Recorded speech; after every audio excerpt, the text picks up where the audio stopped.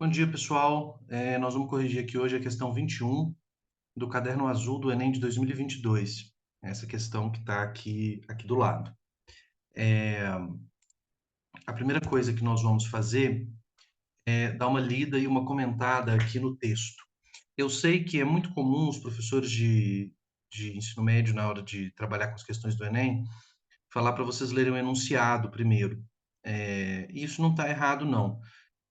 Mas eu vou começar essa sequência de vídeos lendo primeiro o texto. Mais para o meio e para o final, eu vou passar a ler primeiro o enunciado, considerando que vocês já vão ter entendido algumas questões sobre a leitura dos textos. Então, a questão 21 é sobre esse texto aqui. Esse é um texto da Maria Firmina dos Reis, está aqui embaixo o nome dela, a referência. É um conto que se chama A Escrava. Então, a gente pode ver aqui que é uma fala de um personagem, né? E a personagem fala: Admira-me, disse uma senhora de sentimentos sinceramente abolicionistas. Isso daqui é a primeira coisa que eu quero chamar a atenção de vocês. A pessoa que disse é uma senhora de sentimentos sinceramente abolicionistas. E o que essa senhora vai nos dizer? Ela se admira, faz-me até pasmar como se possa sentir e expressar sentimentos escravocratas, ou seja, como que alguém pode defender a escravidão no presente século, no século XIX. Ou seja, ela fica admirada com o fato de que as pessoas defendam a escravidão lá no século XIX.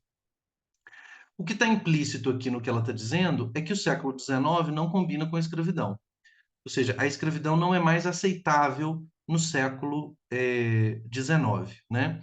É algo que a gente fala também muito corriqueiramente, né? Em pleno século XXI, e isso está sendo feito, está sendo discutido, né? Por exemplo, quando a gente vê uma notícia sobre, ficando aqui no caso da escravidão, quando a gente vê uma notícia sobre trabalho análogo à escravidão, ou sobre escravidão mesmo, trabalho escravo mesmo, a gente vê a notícia e pensa, mas ainda no século XXI, em pleno século XXI, a gente tá tendo que lidar com esse tipo de problema. O que ela está falando é um pouco isso. O que ela está falando é, mas em pleno século XIX, ainda tem gente que defende a escravidão, né?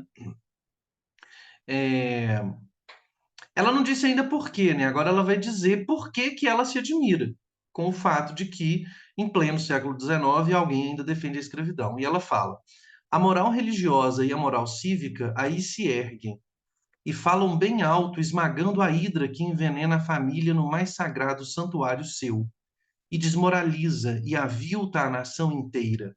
Então, a moral religiosa e a moral cívica do século XIX não permitem mais a escravidão, tornam a escravidão algo ultrapassado. E a escravidão envenena a família, né? É, eu vou fazer uma relação rápida aqui, a gente vai encontrar esse mesmo tipo de argumento no José de Alencar, que não era um abolicionista, que fique bem claro, o José de Alencar é bem diferente da Maria Firmina dos Reis, mas esse tipo de argumento de que a escravidão envenena a família é algo que vai estar presente em várias obras do Alencar. Talvez a mais explícita seja a peça de teatro O Demônio Familiar, em que essa questão também é uma crítica à escravidão do ponto de vista da família, né? Mas aparece também de outras maneiras em outras obras. Mas no Alencar a coisa é um pouco mais complexa. Depois a gente pode conversar um pouco sobre isso. Na verdade, já tem até uma sequência de vídeos aqui no canal sobre o Alencar, em que eu discuto detalhadamente essas questões. É, Vou deixar o link aqui na descrição, caso alguém queira se aprofundar na questão do Alencar. Vocês podem pegar aqui os links dos vídeos sobre o Alencar. E ela continua: levantai os olhos ao Gólgota, né? O Gólgota é o monte onde Cristo foi crucificado. Ou percorrei-os em torno da sociedade e dizei-me, né? Ou seja, olha para o Gólgota, olha para o Cristo crucificado. Portanto, ela vai falar da moral religiosa, né? É, e aí ela diz, né? Para que se deu em sacrifício o homem-deus, Cristo, que ali exalou seu derradeiro alento? Ou seja, para que Jesus Cristo morreu, né? Ah, então não é verdade que seu sangue era o resgate do homem. O que ela está falando é, bom, se há escravidão no mundo, então o sacrifício de Cristo não é o resgate do homem, não pode ser o resgate do homem, né? É o argumento religioso. Cristo morreu para remir os nossos pecados, para nos salvar dos nossos pecados, né? É então uma mentira abominável ter esse sangue comprado à liberdade? Ou seja, então é mentira? O que ela está falando é, diante da escravidão, então é mentira. Se Cristo morreu para libertar os homens, para livrar os homens do pecado, e ainda existe escravidão, então o argumento religioso é mentira. Então Cristo não morreu para salvar os homens, se nós vamos defender a escravidão. O que ela está falando é uma coisa não anda junta com a outra. Eu não posso, ao mesmo tempo, defender a escravidão e falar que Cristo morreu para livrar o homem do pecado. E depois olhai a sociedade. Não vedes o abutre que a corrói constantemente? Não sentis a desmoralização que a enerva, o cancro que a destrói? É escravidão, não é? E ela continua falando agora sobre a sociedade. Observem que o argumento segue a linha lá de cima, moral religiosa. Ela falou da moral religiosa, agora ela está falando da moral cívica, do mundo social. Por qualquer modo que encaremos a escravidão, ela é e será sempre um grande mal. Dela, a decadência do comércio, porque o comércio e a lavoura caminham de mãos dadas. E o escravo não pode fazer florescer a lavoura, porque o seu trabalho é forçado. Ou seja, o que ela está dizendo agora para a gente é apresentando um argumento econômico. Ela está falando a escravidão contradiz o século XIX no seu princípio econômico. Né? A escravidão não é uma instituição economicamente viável no século XIX. É isso que ela está dizendo para a gente. Ela não é viável do ponto de vista religioso, mas ela também não é viável do ponto de vista econômico, porque ela contradiz, porque o século XIX está baseado em quê? Em desenvolvimento industrial, que se baseia, como vocês se lembram lá das aulas de História e Geografia, em trabalho livre assalariado. Só existe indústria, só existe capitalismo, só existe mundo moderno onde existe trabalho livre assalariado, que tem outros problemas, que tem outras questões, mas não escravidão. Onde tem escravidão, não há modernidade do ponto de vista econômico, não há desenvolvimento econômico onde há escravidão, porque o desenvolvimento econômico, a escravidão retrai o desenvolvimento da lavoura e o desenvolvimento do comércio. Então, é isso que ela está dizendo para a gente no trecho. Isso aqui é o trecho, né? Agora vamos ver o enunciado. Ela fala para a gente assim, olha, inscrito na estética romântica da literatura brasileira, o conto descortina aspectos da realidade nacional no século XIX ao.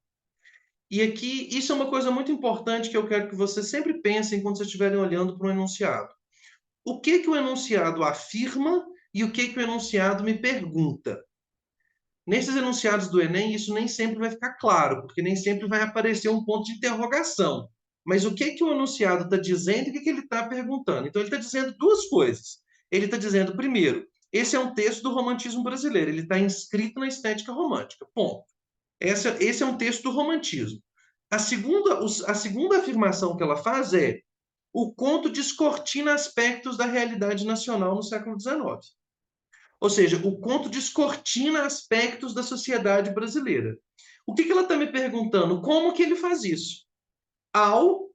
As alternativas que vão completar essa sentença vão me dizer o quê? O mecanismo que o texto usa, qual que é o elemento que tem dentro do texto que faz com que ele descortine esses aspectos da realidade nacional no século XIX. Então, a pergunta, o que ele quer que você olhe para o texto e pense é: o que tem aqui dentro desse texto que descortina os problemas sociais do século XIX? E aí vem as alternativas. A primeira alternativa é: ao revelar a imposição de crenças religiosas a pessoas escravizadas. Ou seja, observem que é a continuação da frase. Inscrito na estética romântica, o conto descortina aspectos da realidade nacional ao revelar a imposição de crenças religiosas a pessoas escravizadas. O texto faz isso? O texto trata da imposição de crenças religiosas a pessoas escravizadas? Não. Ele se refere à religião num outro contexto, num outro registro. Observem que a alternativa é um pouco tricky, né? Ela é um pouco enganosa para a gente. Por quê? Porque o texto fala realmente de religião. O texto relaciona realmente escravidão e religião. Só que ele não faz isso para revelar uma imposição de crença religiosa. Ele faz isso para mostrar como que o discurso religioso é contrário à escravidão. Como que o discurso religioso não pode juntar no século XIX com a escravidão. Ele faz isso porque ao apontar a hipocrisia do discurso conservador na defesa da escravidão, o texto aponta a hipocrisia do discurso conservador na defesa da escravidão? Sim.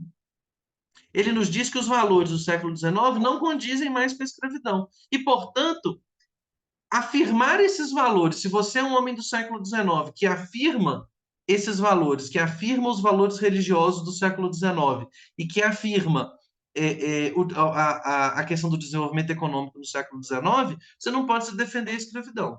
Se você junta essas duas coisas, você é um hipócrita, tá certo? Essa é a alternativa correta. Nós vamos ler as outras alternativas, depois eu vou voltar a essa alternativa para chamar a atenção de vocês para um aspecto interessante aqui. O texto, sempre pensem as questões, sempre completem as frases na cabeça de vocês. Então, ó, quando descortina aspectos da realidade nacional ao sugerir práticas de violência física e moral em nome do progresso material? Não. Por quê? Porque ele diz de alguma forma exatamente o contrário. O que ele está dizendo é só quando termina a escravidão, como prática de violência física e moral, que eu posso ter progresso material. A escravidão para o progresso material, ela não faz o progresso material avançar. E aqui eu quero chamar a atenção de vocês para a mesma coisa que eu chamei na questão, na primeira alternativa. Ele realmente comenta isso lá no texto. Ou seja, uma relação entre escravidão e progresso material está lá no texto, mas não da forma como está sendo colocado aqui, mas não nesse sentido. Então, observem que a questão é uma questão interpretativa, ela quer saber se você consegue ler o texto e entender as questões, a forma como o texto elabora os problemas que ele coloca. Relacionar o declínio da produção agrícola e comercial a questões raciais, aqui é interessante, porque, mais uma vez, olha que coisa louca, ela realmente fala que a escravidão impede o desenvolvimento do comércio da lavoura, portanto, da produção agrícola e comercial, não é? Ela realmente diz isso. Mas, primeiro, ela não fala em declínio, ela fala que impede o progresso. E, segundo, ela não trata a escravidão como uma questão racial. Isso é algo também muito importante. A gente não pode conectar escravidão e questão racial imediata, porque ela não faz isso no texto. Embora a relação exista, embora a relação seja verdadeira e verídica, isso não acontece no texto. Isso não acontece no texto, tá certo? Ela trata a escravidão não como um problema racial, mas como um problema social geral. Embora a escravidão tenha, obviamente, como todos nós sabemos, um elemento racial no Brasil. Ironizar o comportamento dos proprietários de terra na exploração do trabalho? Não. A rigor, o texto não é irônico. O texto não é irônico. O texto é uma denúncia de argumentos. O texto não é irônico. Tá certo? Então, o gabarito aqui é a letra B. Eu quero voltar, só para a gente finalizar, na relação entre a palavra descortinar e a palavra hipocrisia, que ele usa lá no enunciado e na alternativa correta, porque essas duas palavras podem nos ajudar a compreender por que essa é a alternativa correta. Porque lembram que ela está pedindo o quê? Ela está pedindo para a gente mostrar como que o texto descortina alguma coisa. Isso pressupõe o quê? Que esses aspectos da sociedade brasileira estão escondidos. Você só descortina algo que está escondido. Eu até coloquei aqui no slide, né? Tampado por uma cortina. Ou seja, descortinar alguma coisa é revelar um aspecto que está oculto dessa coisa, que estaria supostamente tampado por uma cortina. Quando eu abro a cortina, eu mostro alguma coisa que estava escondida. E é por isso, exatamente porque eles estão escondidos, que a gente precisa descortiná-los. A hipocrisia, ou seja, o hipócrita, é exatamente quando a gente mascara um comportamento. Quando a gente coloca uma cortina, para brincar aqui com a ideia de descortinar. Ou seja, a gente coloca uma cortina num determinado comportamento para justificá-lo. Mas o que a gente fala contradiz o que a gente faz.